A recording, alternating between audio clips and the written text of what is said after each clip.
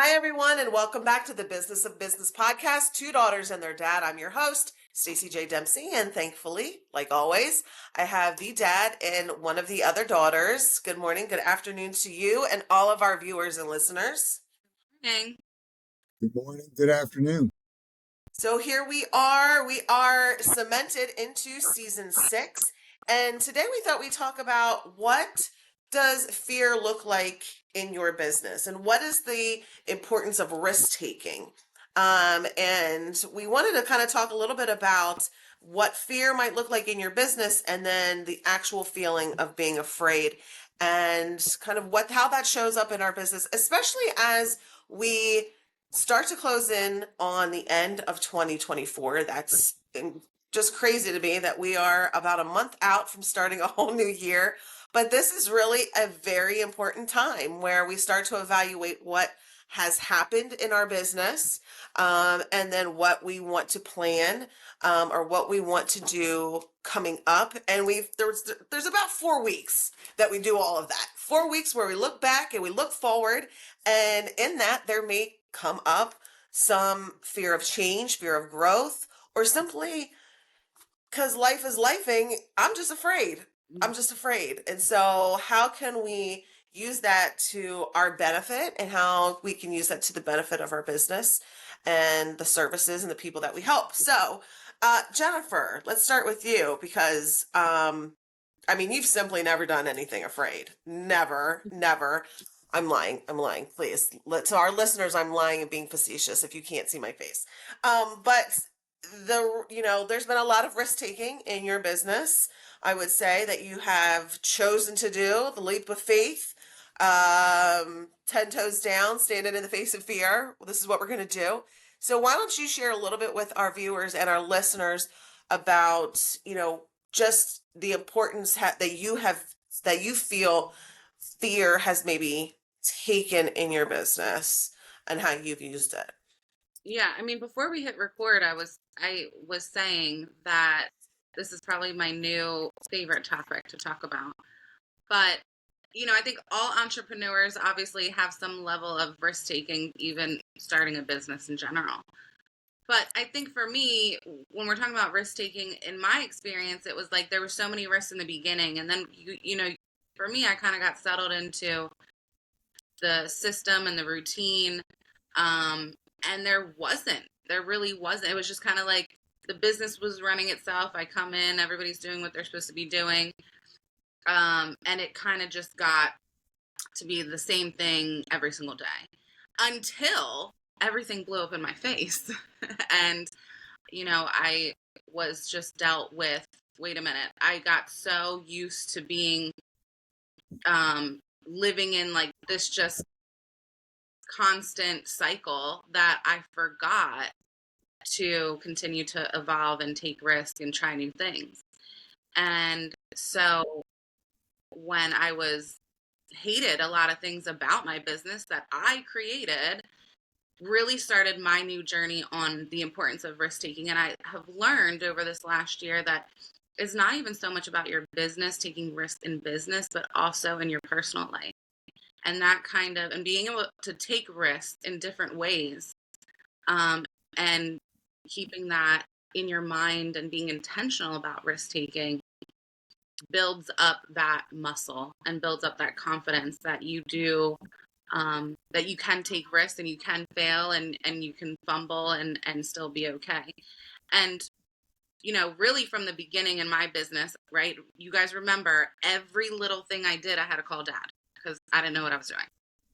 And so he started to ask me the same question every time should I invest in this? Should I invest in this product? Should I spend $5,000 on this? I didn't have the confidence to solely make a decision by myself inside of my business. Thank God for mentors, guys. But he would start asking me that question like, okay, what's the worst thing that could happen?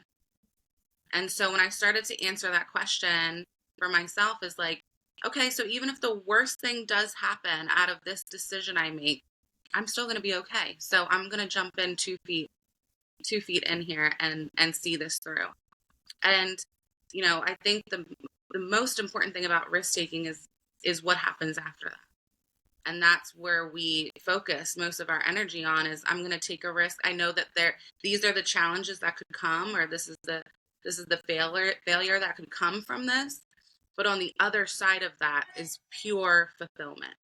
And once you start getting to that place, it gets much easier to seek out risk taking in your personal life and in your business, because we're always looking for that fulfillment. And that kind of drives entrepreneurship. I mean, in my opinion, that's entrepreneurship at its finest, right? Taking risks, meeting it with a challenge, understanding what failure could look like in that decision, and then making it to fulfillment and repeat and repeat and repeat. So there's been so many hardships this past year that had me afraid. And I didn't know how it was going to work out. But what I did know is that I was still going to show up and still be consistent and still work really hard at it, no matter what happened. And so I just made a ton of changes in the business. I made a ton of changes in my personal life. And now I think it's like you start to get addicted to that of like, all right, now I need to really be intentional about how, even a small risk or a big risk, how can I intentionally go about this to keep growing my vessel, keep growing my mindset, keep growing my business, to make sure that I don't stay stagnant. I never want to feel how I felt 2 years ago. Right. So I'm all about risk taking here, guys. Freak out a little bit beforehand, but I'm all about it. I call Staci and cry. Like, don't think I'm like a superhero. I still cry first. Call big sister, completely lose it, and then go, all right, call dad, and then be like, all right, dad, so what do you think? What's the worst that's gonna happen? Well, I'll just go back to doing it the way I was before. Exactly. Okay, so just go do it. That's how it works. So if you need a sister, if any of our listeners don't have a sister to call and freak out to, I'm available. I'm good at it now. Yeah, I'm good at it now. Do it. However, I'm now not. I'm not. I got too many kids now, so I don't need any more. dad is not available. Right. Not for the freak out part, just for the plan. Right. Just for the That's plan. right. Come with the plan ready. For Jack to give the okay on it. But Dad, before we started, you had said something I think that was really important, that that fear is, and I want you to repeat it, but fear is something that should propel you into some level of due diligence and some level of thought. Well, right. I mean, again, there's nothing wrong with healthy fear, when it comes to, risk taking. And when I mean healthy fear, that means, okay, um, you know, doing my research, doing my due diligence, analyzing and evaluating, to see if, you know, again, that if it makes sense, not guaranteed success, but if it makes sense from some level of evaluation. You don't ever want to do things, typically don't want to do things, just without that. And then if you don't have that, you know, healthy fear, then it's like, well, let me throw some money at this and see if it works, or that type of thing. You really should, have something that kind of propels you to want to do some research. Now, with that said, you're also might not get the exact answer you're looking for, but it will still at least give you the confidence to go ahead and move forward or not move forward. I think one of the biggest things that people should our listeners and entrepreneurs should always keep in mind is, is this investment or risk of whatever you might want to call it, am I betting the farm on it? So is this going to, if this doesn't go, is everything going to start crumbling down? I've seen where, people have said, you know what, I'm going to go into business for myself, and, and they're just not ready. They're not ready, in other areas of their finances, of their personal life, and they go all in, then fail. And it's not just the business failing, it has a trickle down effect, to where they might end up having to declare bankruptcy or, have, marital issues, family issues. There's just all kinds of repercussions. I'm never been a fan of that type of risk. Now, with that,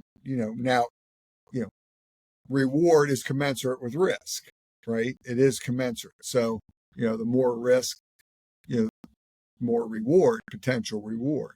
But again, you just want to be careful not to go all in to where, you could lose everything, so to speak.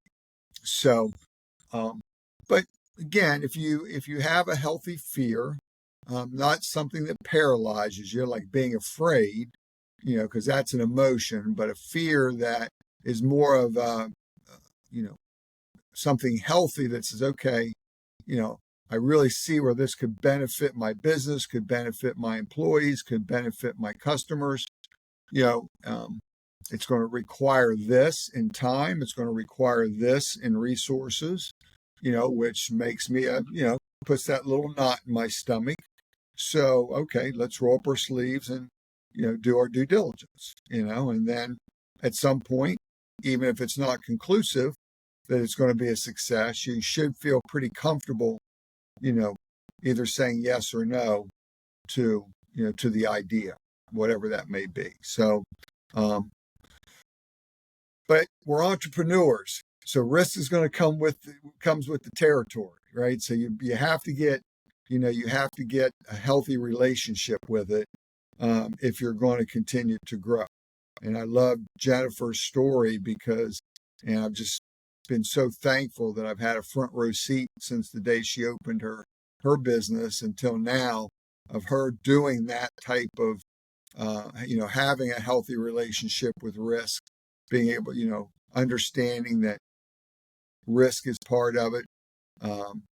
But yet again, she's done her due diligence along the way. And so far, not everything is panned out, but a lot has. And so, so she's really owned that relationship with fear very well as an entrepreneur. It's funny when I think about making decisions and having some level of risk, you always want to kind of back check yourself. Because I think a lot of times when, just like Dad was saying, we confuse fear with being afraid. And so I know really in my mentorship, when I mentor people about making decisions for themselves or taking a leap of faith and what that looks like, you'll hear from people. And I know it, it happened to me. It's like, as soon as you start talking about it, it's like, what if? We get the what ifs. Well, what if people don't? What if people don't like? What if I upset people? What if it doesn't work, right? That's going to happen. That's the first thing that happens. And so when that creeps into your mind, I think the best way is like, what is fact, right? What do we already know? And what we already know is that maybe I've taken some kind of risk like this before. And in my example, in my life, I'll use me for an example. It's like I've raised my prices a lot of times over the years. And so when you get faced with, a decision of, I want to be the highest paid hairdresser in the area, the initial thing that's going to happen is, what if people think this of me? What if I lose all my clients, which is just wild to think, right? Because we know that's not going to happen. So I think it's about fact checking yourself. Like, listen, this is what reality is. This is what I know to be true. And I'm not going to let the what if cloud my judgment in this decision. And that's really the emotion of being afraid. That's what happens. And it's natural for most people. And thankfully, I feel like because I'm able to mentor and teach on this, it has only gotten me stronger at understanding the difference between fact and emotion. And, I think if we can get really good at that, sometimes these decisions based around risk taking, I don't want to say come easier, but you can better understand them, and be able to put them in the categories they deserve. Yeah, I mean, I have an example like in our business. We've done, we have different profit centers. One of those is, our investment practice. And so, we were probably 10 years into building that, just from the ground up. And then there was an opportunity to buy, a smaller investment practice. It was a one-man investment practice out in the area, and he was here in the area. Many of his clients were clients that we already had on the insurance side, and so we took us about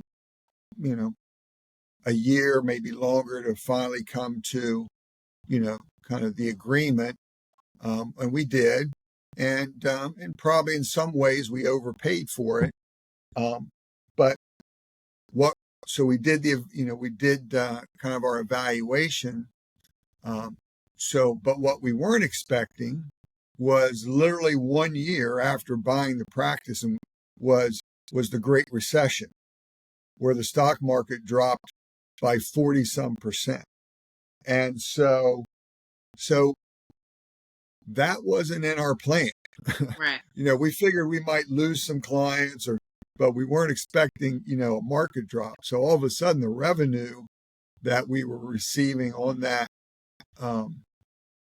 business was not even coming close to covering what we were paying, the retiring investment rep each month.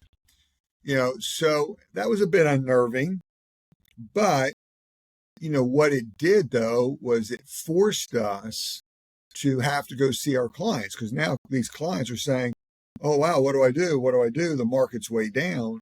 And so it turned out that we ended up, because of that, doing other things with those clients, meeting with them, doing other types of insurance and other types of investments, and and so it ended up really benefiting us.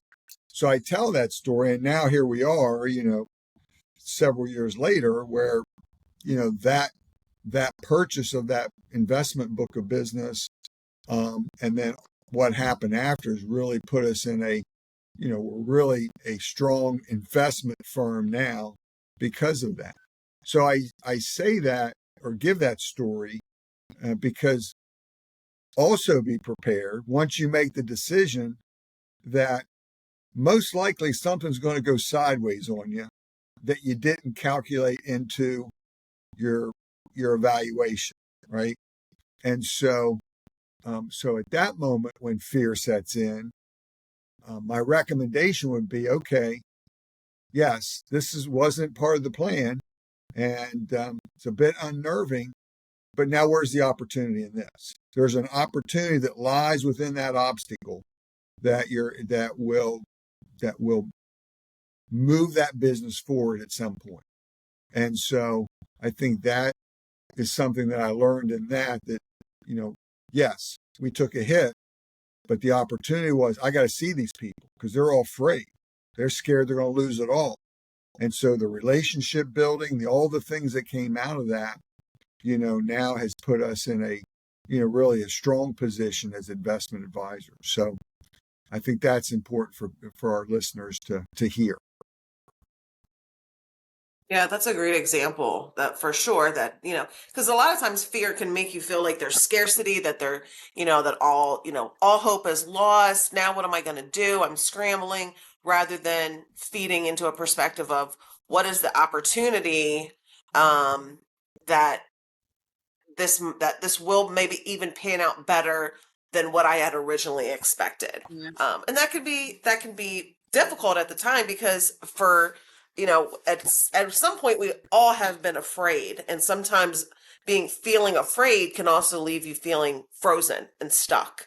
And so, which is sometimes, sometimes you have to say, all right, I can't stay frozen here. I gotta keep moving, um, and, and make the best out of this opportunity, and to find the opportunity as well. So before we wrap up, I just wanted to quickly talk about, um, you know, even if there is a failure, even, you are fearful, maybe there is a failure in, the opportunity that you thought you had, um, that, what's nice about being an entrepreneur now is that you can fail fast. You can fail fast. You can, reevaluate, and you can move on.